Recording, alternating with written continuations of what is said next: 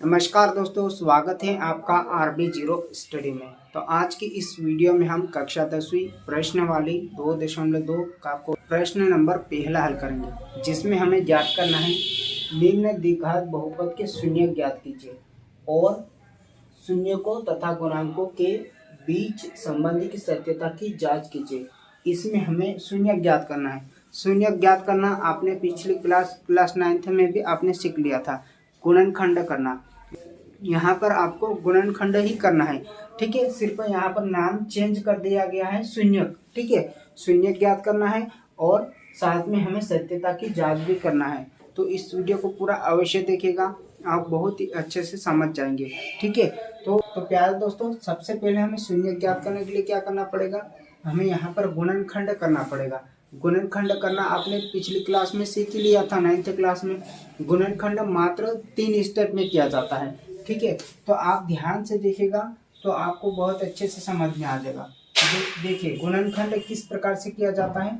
जो भी x square के आगे कुछ संख्या होती है, यहाँ पर क्या है, कुछ भी नहीं है। कुछ भी नहीं का मतलब जिसका कोई नहीं होता है उसका कौन होता है, सबका मालिक एक होता है।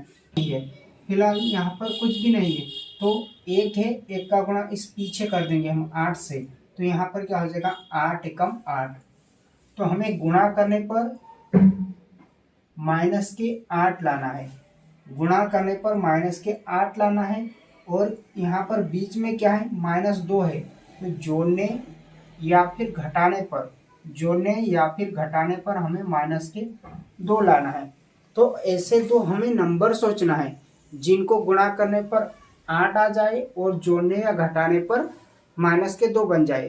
तो आप मुझे बताइए, गुणा करने पर 8 कब आता है।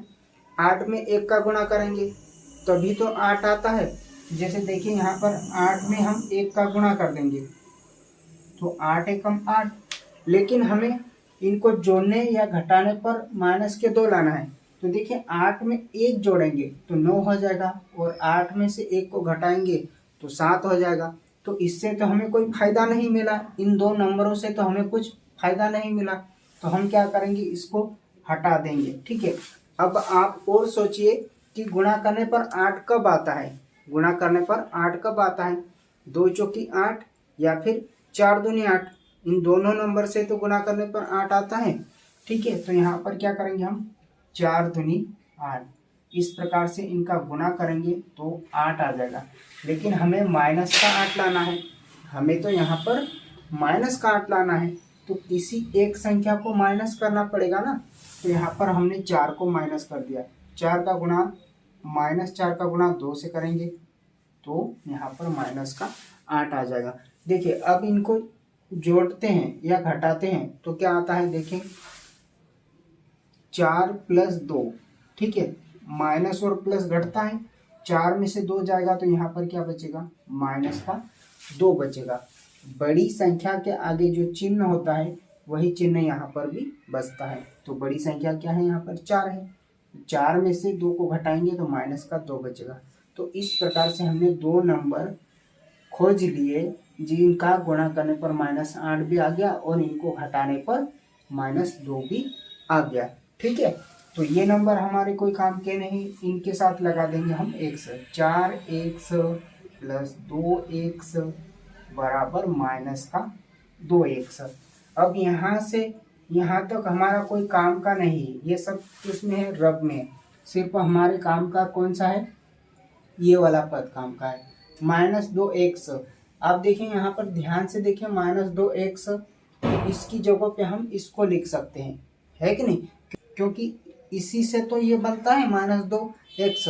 -4x में से +2x घटा देंगे तो -2x बन जाएगा। कहने का मतलब इसी से इसको बना दिया गया है, तो इसकी जगह पे हम इसको लिख देंगे यहाँ पर। ठीक है, बाकी वैसा की वैसा उतारेंगे। तो यहाँ पर x⁻2 भी वैसे उतारा, फिर -4x + 2x -8 भी वैसा की वैसा हमने यहाँ पर उतार दिया। ठीक है, आपको यहाँ तक अच्छे से समझ में आ गया होगा। हमने इसकी जगह पे इसको लिख लिया है, बाकी कोई नया काम नहीं किया हमने। ठीक है, ये सारा की सारा रब में काम आता है। ठीक है, तो इसको मिटा दीजिएगा, ये हमारे कोई काम का नहीं है। हमने यहाँ पर इसको समझने के लिए लिखा था। अगर आपको ऐसे ब्रेक करते आता हो तो आप इसको यहाँ पर लिखने की भी जरूरत नहीं होगी आपको, ठीक है।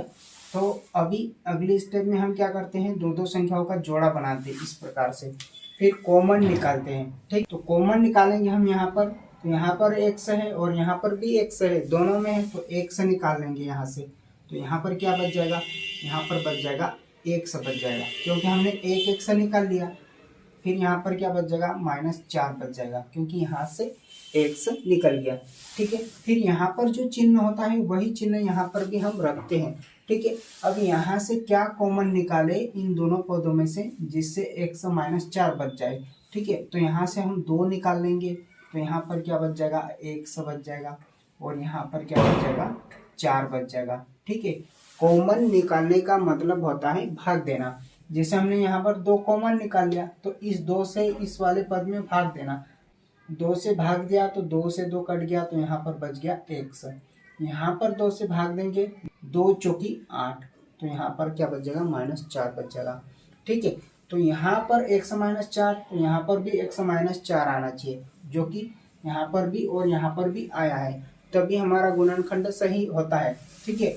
अब यहाँ पर भी x -4 और यहाँ पर भी x -4, तो इसमें से भी हम कॉमन निकालेंगे x -4, तो क्या बच जाएगा, यहाँ पर x + 2 बच जाएगा, x + 2।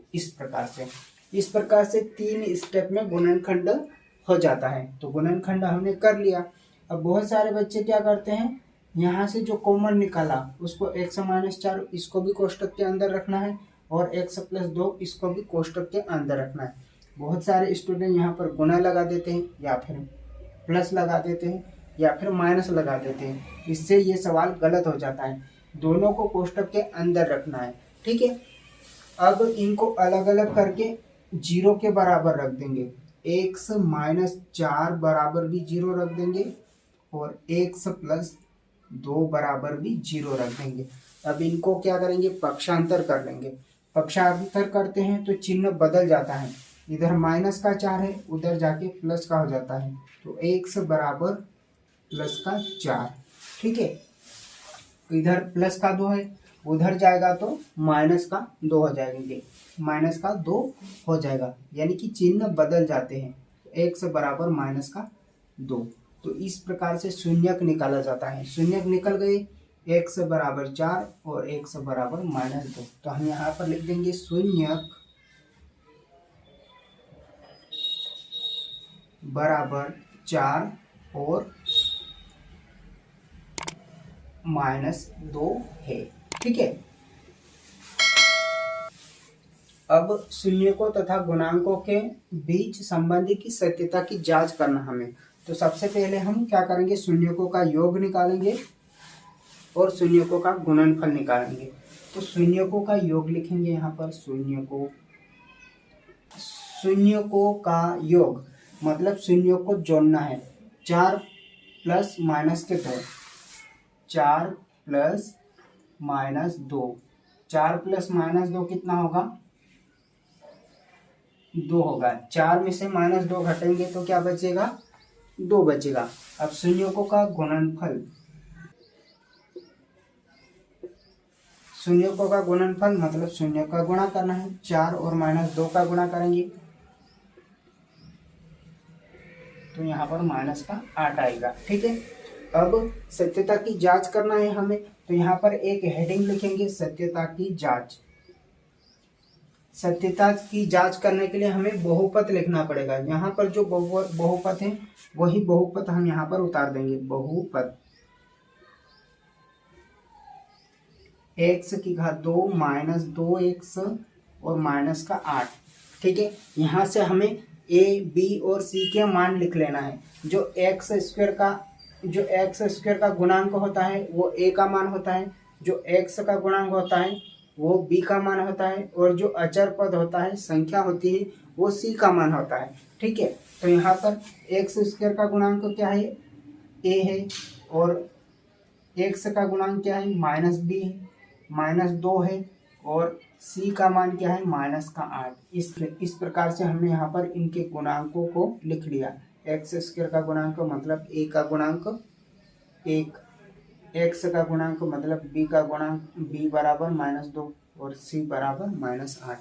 फिर यहाँ पर शून्यकों का योग और शून्यकों का गुणनफल लिख देंगे वैसा की वैसा। शून्यकों का योग और शून्यकों का गुणनफल। शून्यकों का योग होता है -b/a और शून्यकों का गुणनफल होता है c/a। ठीक है, तो यहाँ पर मान रख देंगे हम -b/a, मतलब b का मान क्या है b का मान -2 और a का मान क्या है 1, तो यहाँ पर 1 लिख देंगे। और माइनस माइनस क्या होता है प्लस हो जाता है। तो शून्यकों का योग कितना आ गया 2। गुणनफल c/a, c का मान कितना है -8, तो -8, a का मान कितना है 1, तो 1 रख दिया और यहाँ पर क्या आ जाएगा -8। शून्यकों का योग यहाँ पर क्या आया 2, तो यहाँ पर भी शून्यकों का योग कितना है 2, मतलब सही है। यहाँ पर गुणनफल कितना है -8 और यहाँ पर भी गुणनफल कितना है -8। इसका मतलब यहाँ पर और यहाँ पर सेम है, तो सत्यता की जांच भी सही है। हमने जो अब तक सवाल किया वो क्या है सही है। तो इस प्रकार से हम यहाँ पर शून्यक निकालते हैं। सबसे पहले शून्यक कैसे निकाला जाता है, गुणनखंड करके निकाला जाता है। ठीक है, शून्यक जब निकल जाता है तो सत्यता की जांच कैसे करते हैं, हम इस प्रकार से करते हैं। सबसे पहले शून्यकों का योग निकाल लेते हैं, शून्यकों का गुणनफल निकाल लेते हैं, फिर सत्यता की जांच करने के लिए यहाँ पर बहुपद लिख देते हैं। फिर a का मान x² का गुणांक, b का मान x का गुणांक और c का मान जो है अचर पद होता है। फिर शून्यकों का योग बराबर -b/a होता है और शून्यकों का गुणनफल c/a होता है। तो यहाँ पर और यहाँ का मैच हो जाता है तो सत्यता की जांच भी सही हो जाती है। तो आई होप प्यारे दोस्तों आपको यहाँ तक अच्छे से समझ में आ गया होगा। अगर आपको समझ में आया हो तो नीचे जो लाइक का बटन है उसे भी दबा दीजिएगा और हमारे चैनल पर पहली बार आए हो तो चैनल को सब्सक्राइब भी कर लीजिएगा। तो मिलते हैं अगली वीडियो में, तब तक के लिए जय हिंद, वंदे मातरम।